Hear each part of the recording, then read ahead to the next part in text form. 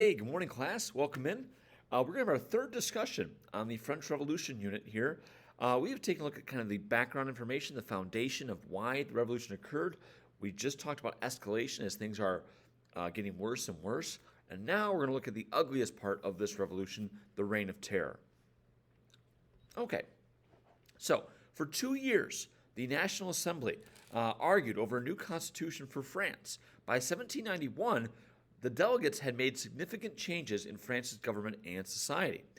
In 1791, the National Assembly completed the new constitution that King Louis XVI reluctantly accepted and approved. This created a limited constitutional monarchy. So, what does that mean? It means that there is a constitution in place, you have delegates in place, but they're also working side by side with the king still. Now, it also created a legislative assembly. They had the power to create laws and reject or approve declarations of war. However, the king still held executive power. This new change brought about a massive split within France's government. You had radicals, you had moderates, and you had conservatives emerge, okay?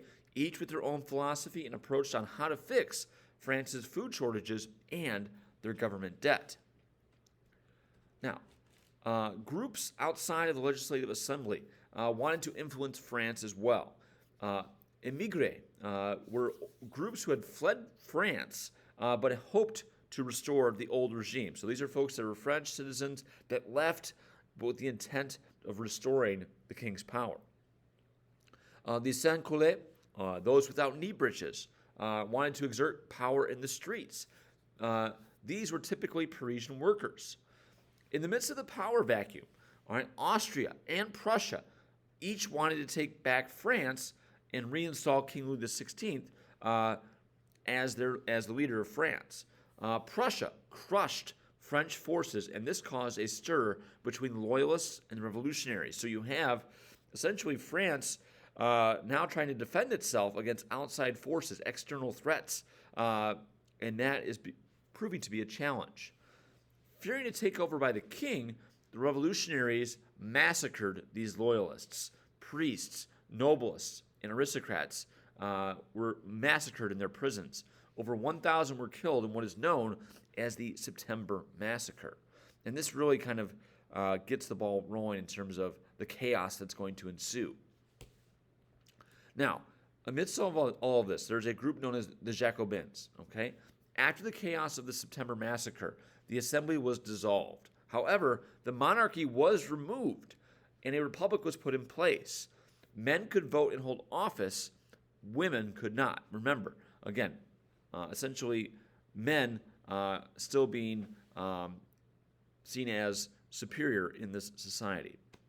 All right. These changes were conducted by a radical political group known as the Jacobins. Okay? The Jacobins had three main cohorts.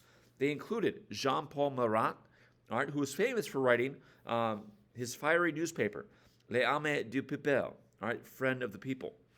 You had Maximilien Robespierre, who was a fierce lawyer that wanted to wipe out every trace of France's past and create a new vision for the nation. And basically, this is all what he had embodied and what he wanted. And lastly, you had Georges Danton. Okay, and Danton was a lawyer who was a terrific speaker and devoted his time to helping the poor. After establishing the National Convention, these three men would set France on its deadliest course in history. Okay, again, here's a little image of the Jacobins. We have Marat, we have Danton, and we have Robespierre. Okay, so guided by the rule of the Jacobins, the French merely saw King Louis XVI as a common man and a prisoner. And in order for them to kind of complete their revolutionary goals and ideas, they had to send him to the guillotine. So he was sent to death after a trial. That trial, essentially, he had no hope in. And the method of execution that became common again was the guillotine. This device was equipped with an incredibly sharp blade that would fall upon the neck of a victim, killing them instantly. All right, it was deemed a civilized device. It would also become a symbol of the horror that was to come. France still had to contend with Austria and Prussia in war. Okay, they ended up drafting 300,000 new troops.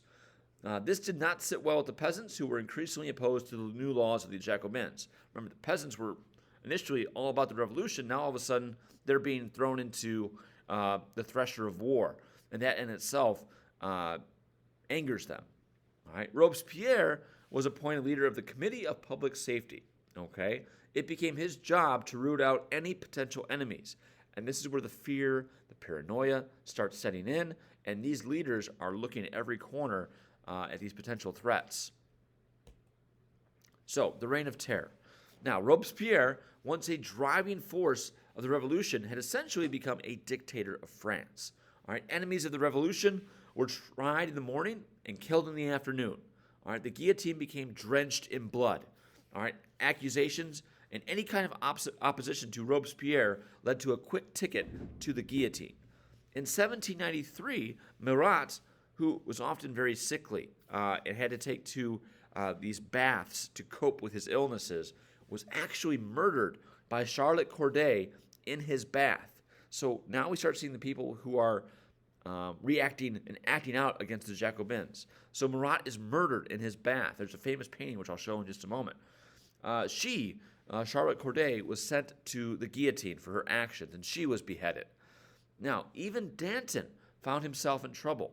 All right, once an ally of Robespierre, his actions were not taken well by the National Convention. He basically successfully defended himself in debate, but was denied the chance to speak. He was also murdered and sent to the guillotine. So, as all this is going on, the revolutionaries are essentially eating themselves, and their ideas, their push for liberty and fraternity and equality, all of a sudden it's becoming mayhem and chaos. Marie Antoinette, all right, was also brought to the guillotine during the Reign of Terror as well. Again, pretty much anybody that misspoke was now being sent to their death. In total, over 40,000 people were executed. 85% of these people were peasants and the urban poor. These were the people that were fighting for the revolution. This is what they wanted. But this turns out to be a very deadly circumstance. And now, these folks simply became statistics. In the end, Robespierre, once the leading driving force of the revolution, had become too powerful and too dangerous. His actions were deemed senseless. He was essentially losing his mind. So due to these actions, he was arrested and promptly executed as well. Now, there's debate whether or not in the skirmish upon his arrest, if he had shot himself in the face, which, again, took out part of his jaw, or if he was shot by somebody else. Regardless, his reign of terror had come to an end because he is sent to the guillotine on July 28, 1794. And this is when the Reign of Terror ends. But what is going to be the aftermath? There is a ton of, situations here where who's going to lead? Who's going to step up? And several questions linger, all right? But France is going to move into its third government since 1789. So again, governments are changing almost every year. Power was there for the taking, all right? And one man would quote, "I saw the crown of France laying on the ground, so I picked it up with my sword." That man was Napoleon Bonaparte. And we're going to talk about him after spring break. Okay? So, journal log for this discussion will not be until after spring break, so no journal log today. We're just going to focus on working on our projects, and we're going to hit spring break. All right? Thank you so much, everybody. Take care of yourselves. Have a wonderful break, and I will see you when we get back in April. Bye.